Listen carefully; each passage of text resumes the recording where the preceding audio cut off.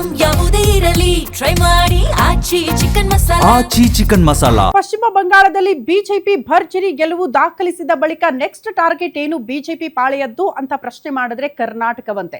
BJP high command ಇಡೀ ತಮ್ಮ ಗಮನವನ್ನ ಈಗ ಕರ್ನಾಟಕದ ಕಡೆಗೆ ಶಿಫ್ಟ್ ಮಾಡಿದ್ದಾರೆ. ಶತಾಯ ಗತಾಯ ಪ್ರಯತ್ನ ಮಾಡಿ ಮುಂಬರುವ ಚುನಾವಣೆ ಅಷ್ಟೊತ್ತಿಗೆ ಅಧಿಕಾರದ ಚುಕ್ಕಾಣಿ ಹಿಡಿಲೇಬೇಕು ಅಂತ.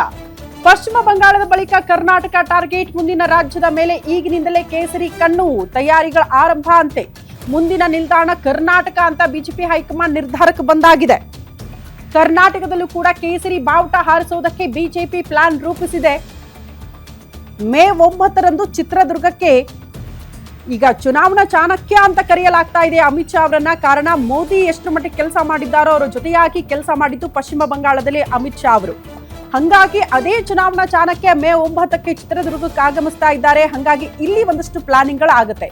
ಅತಿ ದೊಡ್ಡ ಪೊಲಿಟಿಕಲ್ ಗೇಮ್ಗೆ ಪ್ಲಾನ್ ರೂಪಿಸಿಕೊಂಡಿದ್ದಾರೆ ಅಮಿತ್ ಶಾ.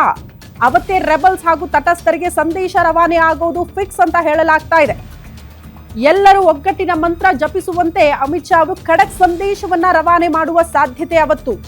2028ಕ್ಕೆ ರಾಜ್ಯದಲ್ಲಿ ಅಧಿಕಾರಕ್ಕೆ ಬರುವ ನಿಟ್ಟಿನಲ್ಲಿ ಪ್ಲಾನ್ಗೆ ಸೂಚನೆ. ಈಗಿನಿಂದಲೇ ತಯಾರಿ ನಡೆಸಿ ಪಕ್ಷ ಸಂಘಟನೆ ಆಗಬೇಕು, ತಳಮಟ್ಟದಿಂದಲೇ ಪಕ್ಷವನ್ನ ಗಟ್ಟಿಗೊಳಿಸುವ ಪ್ರಯತ್ನಗಳು ಈಗಿನಿಂದಲೇ ಆಗಬೇಕು ಅಂತ ಅಮಿತ್ ಶಾ ಅವರು ಸಂದೇಶ ಕೊಡುವ ಸಾಧ್ಯತೆ ಇದೆ ಮೇ 9ಕ್ಕೆ. ಪ್ರಮುಖವಾಗಿ ಮಾಜಿ ಮುಖ್ಯಮಂತ್ರಿ BS ಯಡಿಯೂರಪ್ಪನವರಿಗೆ ಸಂಬಂಧಪಟ್ಟಂತಹ ಅಭಿಮಾನೋತ್ಸವ ಕಾರ್ಯಕ್ರಮ ನಡೆಯುತ್ತೆ. ಆ ಕಾರ್ಯಕ್ರಮಕ್ಕೆ ಅಂತಾನೆ ಅಮಿತ್ ಶಾ ಅವರು ಬರ್ತಿದ್ದಾರೆ.